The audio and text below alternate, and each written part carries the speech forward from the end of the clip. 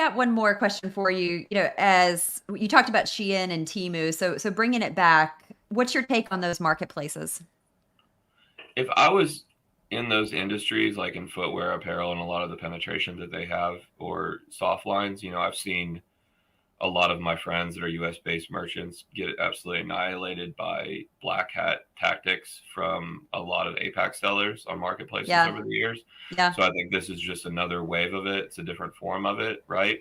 It's a more public, transparent war on that. When I chose baseball, I chose an industry that was still very brand loyal. I got into an industry that has very little APAC penetration for that reason because I fought that for 15 years. So I mean, yeah, you did. it's a it's a tough business, but I just I don't know. There's not a good solution if you're in that space. I mean, they're going to kind of take over, especially with the customer looking at value. I mean, Rick, you said it. What 90% last week? 90% of people that shop Temu also shop Amazon and Walmart. So Yeah, there's a big customer overlap, and look, Amazon only has himself to blame. Back in the day when Amazon was growing their marketplace, Sebastian Gunningham went to Jeff Bezos and said they had over 100 sales reps signing up Chinese sellers like in 2011, 2012, hand over fist. And the percentage of Chinese sellers went from like 15% to 60% just in the span of 5 or 6 years. And they created the monster. And so there's no turning back.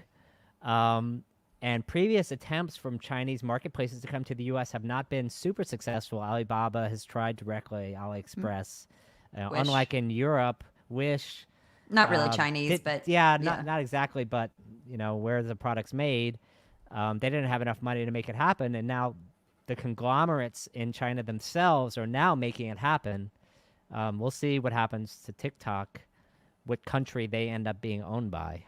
I mean, my teenage boys, they shop on TikTok marketplace. They buy themselves on TikTok and Temu. I mean, that's kind of the marketplaces if they want like an Xbox or like something like, they'll say, hey, order this on Amazon or something. Yeah, yeah. Or like, hey, I need a new pair of Nikes or something. But it's just like, hey, I need slides for after the baseball game, or I need a thing for my wrist for base, or to make strength training thing. Yeah.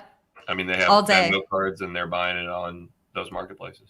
I know. We talked about Matt and I both have 14-year-olds, and my 14-year-old had a jean jacket show up because the 90s are trending back, and I'm like, what the hell is this? This is like a jean jacket. So first purchase got burned, totally burned. He's like, this isn't as described.